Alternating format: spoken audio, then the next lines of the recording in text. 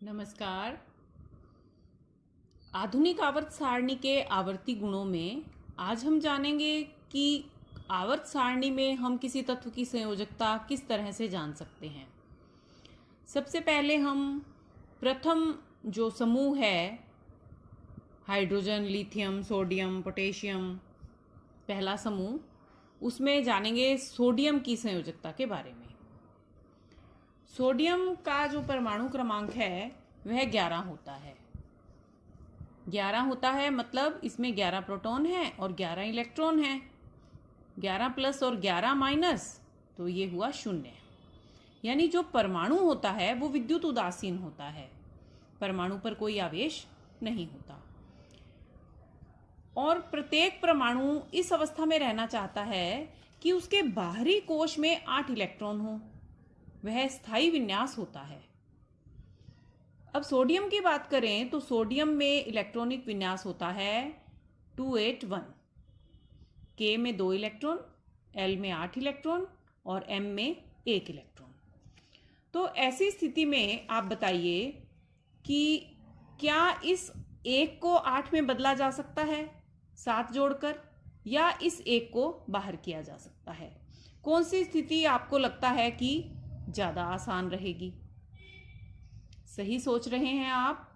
7 electron पहली बात तो मिलना ही मुश्किल है, और मिल जाएं तो 11 प्रोटॉन जो है नाभिक में, 11 प्रोटॉन 18 इलेक्ट्रॉन को संभाल ही नहीं पाएंगे, क्योंकि नाभिक की जो पावर है धनात्मक, वही इलेक्ट्रॉनों को संभाल के रखती है। तो ऐसी स्थिति में ऐसा तो हो नहीं सकता कि इसमें 7 इलेक्ट्रॉन और मिलेंगे। तो ऐसी स्थिति में क्या होगा? सोडियम ऐसा तत्व है जो इलेक्ट्रॉन का त्याग करेगा, यानी सोडियम से 1 इलेक्ट्रॉन निकलेगा। निकलने की स्थिति में क्या होगा? 11 प्रोटॉन के साथ 10 इलेक्ट्रॉन रह जाएंगे। तो 11 प्लस और 10 माइनस, तो हमारे पास आंसर आया +1। यानी 1 इलेक्ट्रॉन निकलने पर सोडियम पर 1 आवेश आ जाएगा। इस तरह से बनता है सोडियम का एक आयन। ये परमाणु है जो विद्युत उदासीन है, और इससे बना ये सोडियम का धन आयन। तो इस पर ये +1 जो है, यही इसकी संयोजकता है। तो पहला जो समूह है उसमें ऊपर से नीचे तक हम जितने भी तत्व देखते हैं सभी में बाहरी कोश में 1 इलेक्ट्रॉन होता है और उनकी संयोजकता +1 होती है। दूसरे वर्ग में हम बात करते हैं मैग्नीशियम की, जो सोडियम के नेक्स्ट आता है। सोडियम के बाद सोडियम 11 नंबर पे और 12 नंबर पे मैग्नीशियम। तो इसका Z यानी परमाणु क्रमांक 12 है। 12 प्रोटॉन 12 इलेक्ट्रॉन, तो 0, यानी परमाणु पर कोई आवेश नहीं है। और इसका इलेक्ट्रॉनिक विन्यास है 282। तो ऐसी स्थिति में क्या होगा? बिल्कुल वैसी ही क्रिया जैसी सोडियम में हुई।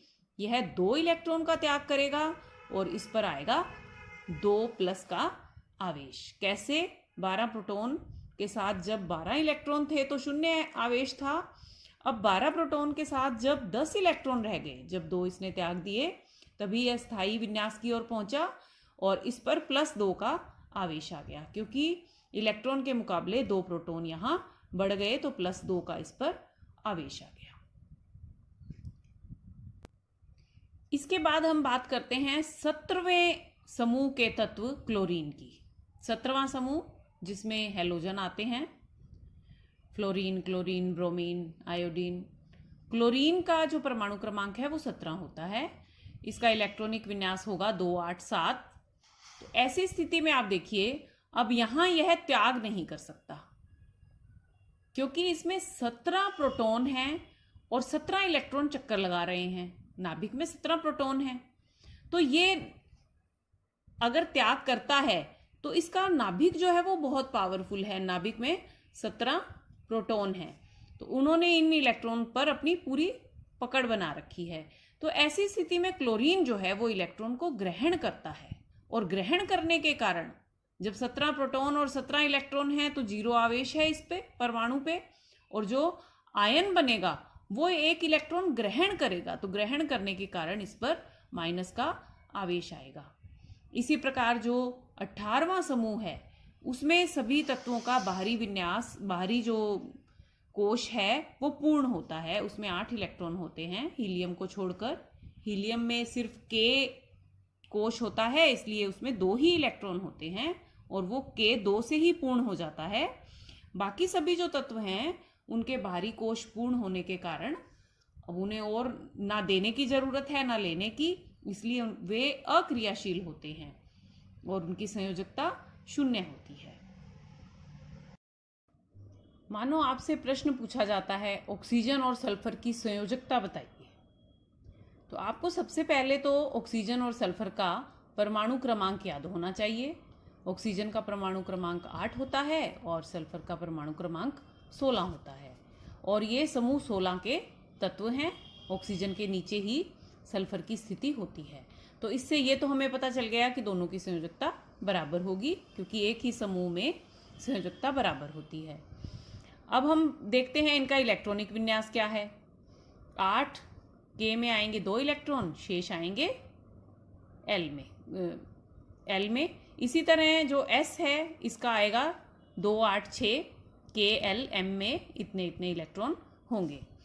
तो अब आप देखिए, जैसे सोडियम में हमने देखा था कि लास्ट जो कोश है उसमें 1 इलेक्ट्रॉन था, तो ऐसी स्थिति में उसने 1 इलेक्ट्रॉन का त्याग किया और बाहरी कोश में उसका 8 इलेक्ट्रॉन रह गए। अब यहाँ जो ऑक्सीजन की स्थिति है वो ये है कि इसे 2 इलेक्ट्रॉन की आवश्यकता है और यहाँ सल्फर में भी यही स्थिति है कि 2 इलेक्ट्रॉन की आवश्यकता है जिससे इनका अष्टक जो है पूरा हो सके। और इलेक्ट्रॉन को ग्रहण करने वाले जो तत्व होते हैं उनकी संयोजकता माइनस में होती है और इलेक्ट्रॉन को त्याग करने वाले तत्वों की संयोजकता प्लस में होती है। तो इन दोनों की संयोजकता होगी -2। इसी तरह हम और भी तत्वों की संयोजकता जान सकते हैं।